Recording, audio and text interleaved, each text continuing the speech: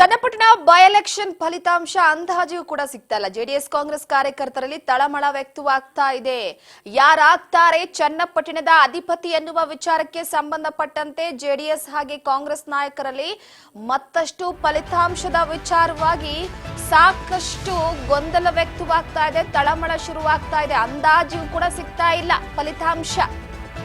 CPY Nikhil ಫಲಿತಾಂಶದ ಬಗ್ಗೆ ಆತ್ಮವಿಶ್ವಾಸವನ್ನ ಹೊಂದಿಲ್ಲ. ಸೊ ಎಲ್ಲೋ ಒಂದು ಕಡೆ ಈಗ ಸದ್ಯದ ಮಟ್ಟಿಗೆ ಇವರಿಬ್ಬರಲ್ಲಿ ಯಾರು ಜಯಶೀಲರಾಗ್ತಾರೆ ಅನ್ನೋದೇ ಸದ್ಯಕ್ಕೆ ಪ್ರಶ್ನೆ. ಇಬ್ಬರು ಪ್ರಮುಖ ಅಭ್ಯರ್ಥಿಗಳಲ್ಲೂ ಕೂಡ ತಳಮಳ ಹೆಚ್ಚಾಗಿದೆ. ನೋಡಿ, ಚುನಾವಣೆ ಆಗೋವರೆಗೂ ಒಂದು, ಅದಾದ ನಂತರವಾಗಿ ಫಲಿತಾಂಶಕ್ಕೋಸ್ಕರ ಕಾಯುವಿಕೆ ಇರುತ್ತಲ್ಲ, ಅದು ಈ ಚುನಾವಣೆಯಲ್ಲಿ ಕಾಲಿಗೆ ಚಕ್ರ ಕಟ್ಕೊಂಡ ರೀತಿ ಸುತ್ತಿದ್ದಾಗಿರ್ಬೋದು, ಜನರ ವಿಶ್ವಾಸವನ್ನ ಗಳಿಸೋದಾಗಿರ್ಬೋದು, ಅಲ್ಲಿ ಎಲ್ಲ ಕೂಡ ಬೇರೆ. ಆದ್ರೆ ಚುನಾವಣೆ ಆದ ನಂತರ ಈ ಫಲಿತಾಂಶದ ವಿಚಾರವಾಗಿ ಎಲ್ಲವೂ ಕೂಡ ವ್ಯರ್ಥವಾಗೋಗ್ಬಿಡುತ್ತೆ. ಚನ್ನಪಟ್ಟಣ ಕ್ಷೇತ್ರ ಎಷ್ಟರ ಮಟ್ಟಿಗೆ ಈ ಬಾರಿಯ ಬೈ ಎಲೆಕ್ಷನ್ ನಲ್ಲಿ ಐ ವೋಲ್ಟೇಜ್ ಕಡವಾಗಿತ್ತು ಅಂದ್ರೆ ಯಾರು ಒಕ್ಕಲಿಗ ನಾಯಕ ಆಗ್ತಾರೆ ಅನ್ನುವಂಥದ್ದೇ ಸದ್ಯಕ್ಕೆ ಇಲ್ಲಿ ಸಾಕಷ್ಟು ಕುತೂಹಲ. ದಿಢೀರ್ ಕುಸಿತ ಕಂಡಿದೆ ಈಗ ಬೆಟ್ಟಿಂಗ್ ದಂಧೆ. ಯಾರು ಗೆಲ್ತಾರೆ ಅನ್ನುವ ವಿಚಾರಕ್ಕೆ ಸಂಬಂಧಪಟ್ಟಂತೆ ಬೆಟ್ಟಿಂಗ್ ದಂಧೆ ಜೋರಾಗಿ ನಡೀತಾ ಇದೆ. ಇದ್ದಕ್ಕಿದ್ದ ಹಾಗೆ ಸದ್ಯದ ಮಟ್ಟಿಗೆ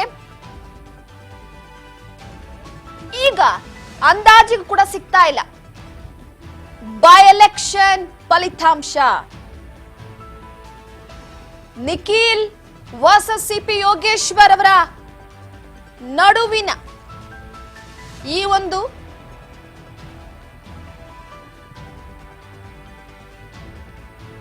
ಹೋರಾಟದಲ್ಲಿ ಯಾರು ಗೆಲ್ತಾರೆ ಸೋಲ್ತಾರೆ ಅನ್ನೋದೇ ಸದ್ಯಕ್ಕೆ ಪ್ರಶ್ನೆ ಆಗಿದೆ. ಆದರೆ ಚನ್ನಪಟ್ಟಣ ಕ್ಷೇತ್ರದಲ್ಲಿ ಒಂದು ಕಡೆ ಪ್ರತಿಷ್ಠೆಯ ಕಣ ಸಿಪಿ ಯೋಗೇಶ್ವರ್ ಅವರು ಬಿಜೆಪಿಯನ್ನ ಬಿಟ್ಟು ಕಾಂಗ್ರೆಸ್ ಅಭ್ಯರ್ಥಿಯಾಗಿ ಸ್ಪರ್ಧೆ ಮಾಡಿದ್ದಾರೆ.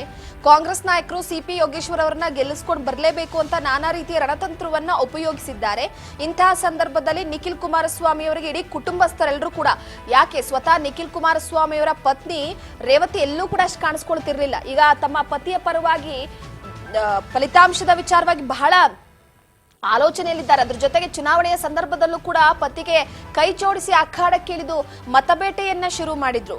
ಸ್ವತಃ ದೇವೇಗೌಡರು ಇಳಿ ವಯಸ್ಸಿನಲ್ಲಿ ತಮ್ಮ ಮೊಮ್ಮಗನನ್ನ ಗೆಲ್ಲಿಸ್ಕೊಂಡು ಬರಲೇಬೇಕು ಅನ್ನುವಂತಹ ನಿಟ್ಟಿನಲ್ಲೂ ಕೂಡ ಚನ್ನಪಟ್ಟಣ ಕ್ಷೇತ್ರದಲ್ಲೇ ಬಿಡಾರ ಹೂಡ್ಬಿಟ್ಟಿದ್ರು.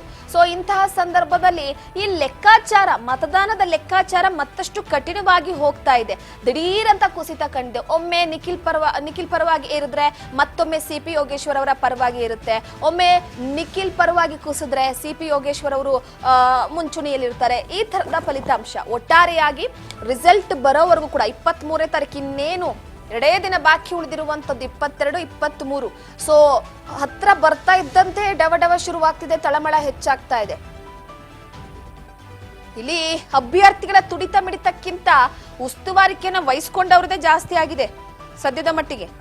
ಸೊ ಈ ಹಿನ್ನೆಲೆಯಲ್ಲಿ ಎಲ್ಲೋ ಒಂದು ಕಡೆ ಸಿಪಿ ಯೋಗೇಶ್ವರ್ ವರ್ಸಸ್ ನಿಖಿಲ್ ಇಬ್ಬರ ನಡುವಿನ ಪೈಪೋಟಿಯಲ್ಲಿ ಯಾರು ಗೆಲ್ತಾರೆ ಅನ್ನುವಂಥದ್ದೇ ಸದ್ಯಕ್ಕೆ ಪ್ರಶ್ನೆ ಆಗಿದೆ.